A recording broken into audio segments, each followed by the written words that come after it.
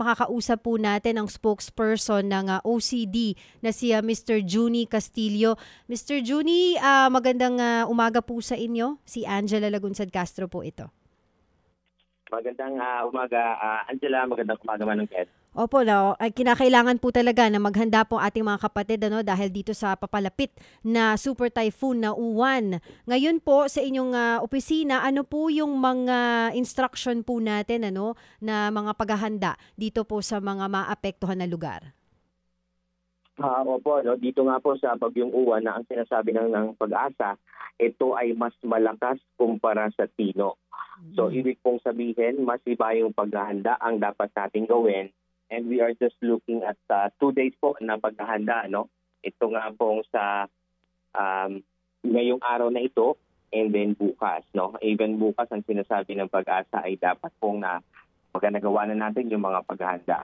Angela, yung ano po yung mga paghahanda na instruction niyo po?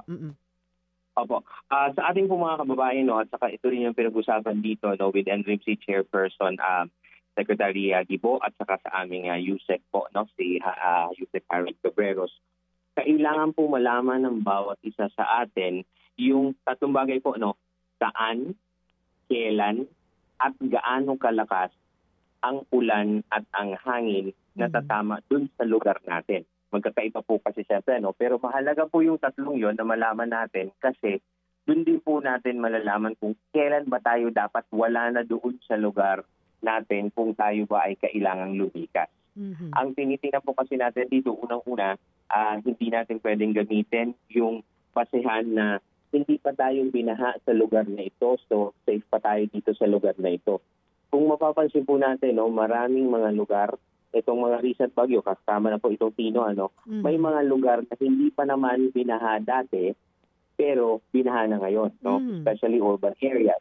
Kasama po kasi dito, yung tinitingnan natin, unang-una, naka-red rainfall warning po ang mga ito. So, ibig sabihin po, mahigit 200 millimeters of rain ang ibabagsak. Ito po yung nangyari sa Cebu, above 200 millimeters of rain ang ibinagsak dahil naka-red rainfall warning sila. Ganun po ang nangyari.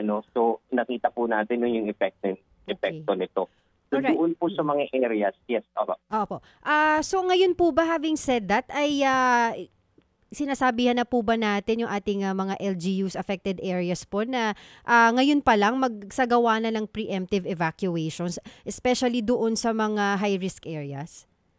Tama po. Actually, nung nakaraang araw pa po, yun ang pinag-uusapan sa pre-disaster risk assessment at saka sa scenario building at nagpalabas na rin po through the DILG ng mga direktiba doon sa mga areas na high risk. Lalo po mauuna dito siyempre yung eastern at saka na Luzon and even the eastern southern Luzon at saka ng Visayas ang unang hahagipin nung bagyo. So yun po ang mga naunang sabihan na dapat po mag-preemptive evacuation. Ito po yung lagi nating sinasabi ngayon. Tingnan po natin yung nangyari sa Tino. Eastern Visayas dumaan doon kapareho ng lakas ng ulan at bagyo. Dumaan din po sa Central Visayas kaparehong bagyo, lakas ng hangin at ulan.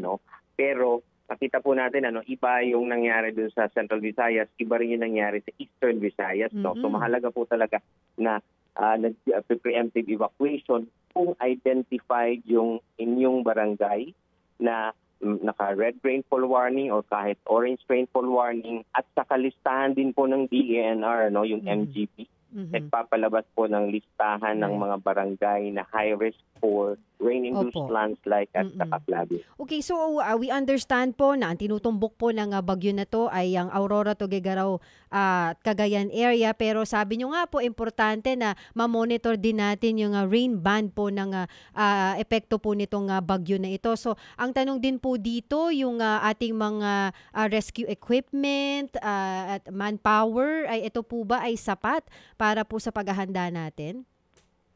Tama, Angela. Yung doon sa unang mong binanggit, tama nga po, malawak po ang sakop nitong bagyong ito. Na halos aabot daw ng 1,000 kilometro yung lawak. So ibig sabihin po, kahit ang tinutumbok ay yung northern and central Luzon, Ibig pong sabihin, maghahanda din kahit yung nasa Metro Manila, yung nasa Southern Luzon, at kahit po yung nasa Visayas, no, kasi sa lawak nga po nung rain patch, no, yung mga pag-ulan. Pagdating naman po dun sa mga resources natin, no, na naka-preposition, so ito, nakagawian na po ito, no, naka-preposition pagdating sa food and non-food items natin, no, dun sa mga lugar, yung mga for mga equipment po, no, at mga personnel, dahil naka-red alert po, no, ang MDMOC, ganun din yung mga rehiyon natin, no, na maapektuhan nito. So ibig pong sabihin, naka-standby for deployment yung ating pong mga resources, personnel man yan or mga equipment, ganun din yung mga pagkain, no, at saka mga other non-food items. Okay. Sir Juni, ano po ba, meron po ba tayong long-term plan na sinasabi po sa mga minumungkahi sa national government po pagdating nga po dito sa relocation sa ating mga kababayan na nasa coastal areas? Kasi kada may bagyo po tayo, lagi na lang po natin na pinag-uusapan itong preemptive evacuation, which is naman po dapat natin gawin. Pero ang long-term solution po na hinihingi po natin ay yung hindi na po natin na kailangan i-evacuate pa yung ating mga kababayan.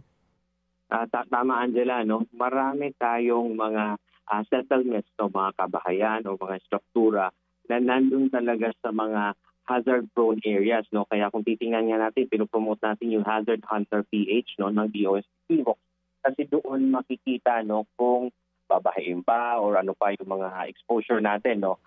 Ganun din sa ating mga regional and local na pamahalaan, no. Napakahalaga ng land use planning, no, na kung saan ito dapat ay kung magsasagawa man ng mga relocations, ang titingnan na po dapat ay dun sa mas ligtas na lugar. Isa po ito sa ginagawa dito, meron tayong bagong batas, no, yung Ligtas Pinoy Centers Act, na ang pasa lang po nito, no, nung nakarang taon late of last year. So meron na po itong implementing rules and regulations para po yung mga evacuation centers na i-construct po, no, ay dapat talaga identified na wala dun sa mga hazard-prone areas na ito. No? So napakahalaga po ng mga ganong ating kumbaga konsiderasyon, no, for long-term planning na nga ika nga. Hindi lang po evacuation centers, no, even the other critical infrastructures. Like marami tayong mga eskwelahan, no, na nandun pa rin sa mga areas na yon, mga kabahayan.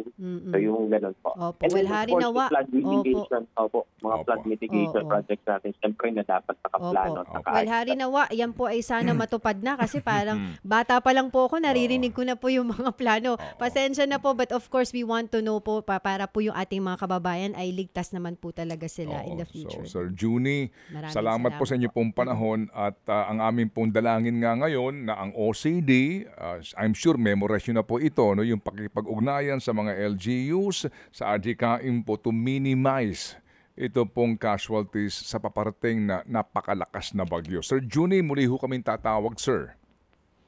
Maraming salamat, Manong Ted. Maraming salamat po sa pagkakataon nito at magkakatulong tayo sa pagpapabot itong mga mahalaga. Opo, salamat na marami.